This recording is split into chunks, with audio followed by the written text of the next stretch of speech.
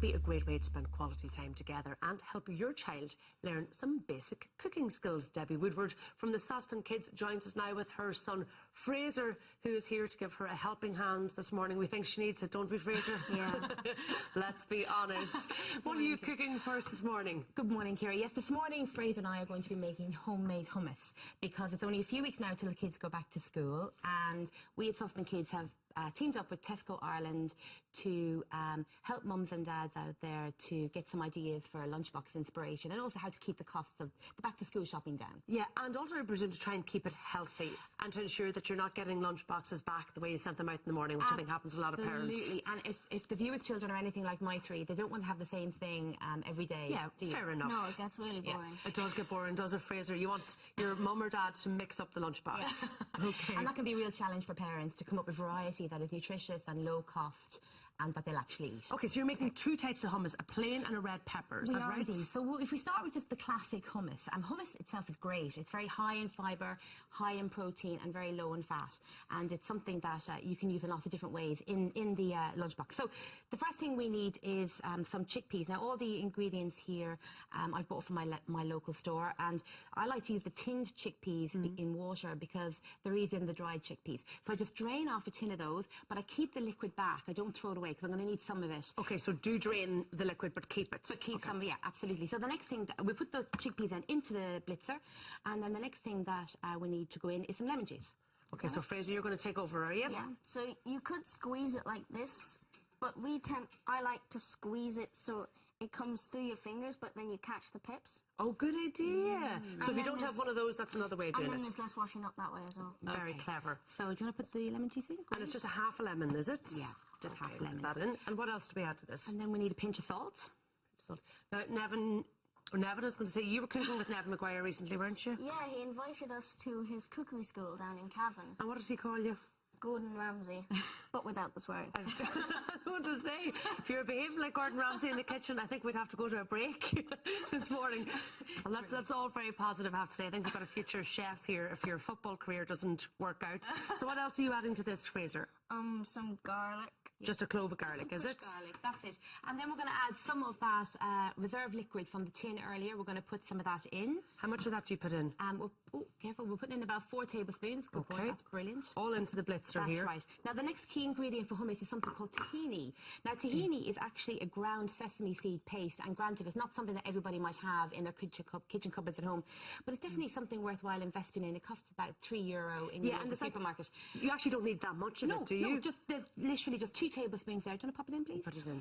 And if you don't have tahini, you can still make hummus. You can use, alternatively, any nut-based butter, like peanut butter. Like a good quality peanut butter. Will it give you a slightly different flavour? It will. It'll probably be sweetened as well, so it might change the flavour of the hummus. But so ideally the tahini would be worth using. And it has lots of uses as well. You can use it as a marinade. You can use it to make a lovely salad dressing with soy sauce and lime juice. It's a great thing so to have in the kitchen. In the press. Yeah, so is that it? Is that all that's in? That's it. Well, Fraser's going to blitz it now. And then the next thing I need to put in is some good quality extra virgin olive oil. That brings it all together. Now, you can blitz it for a bit longer if you like it really smooth. But depends on the texture that you like. Depends what you like. We like it with a bit of texture. So we're going to scoop some of this in. How long will this last? That will last in your fridge in a sealed container, particularly if you put a little bit of drizzle of olive oil on top. That will last for about 3 to 5 days. So it's not practically the school week. Yeah, exactly. Like, it's not something we would do on a Monday morning before school when we're trying to get out the door. No, but this is a good Sunday evening. Yeah. When you want to forget that you're going to school. Yeah, so you're not running around like a headless chicken on Monday morning. Not that you would do that in your house, obviously. No, you're highly organised. And then when you have done it. Yeah, so what do you like to have your hummus with in school? I like having some cucumber and carrot buttons. They're my favourite. Yeah. Lovely. Or here you have some red pepper. Or some sugar snap peas. To be honest, you can add any chopped raw vegetable that your child would like.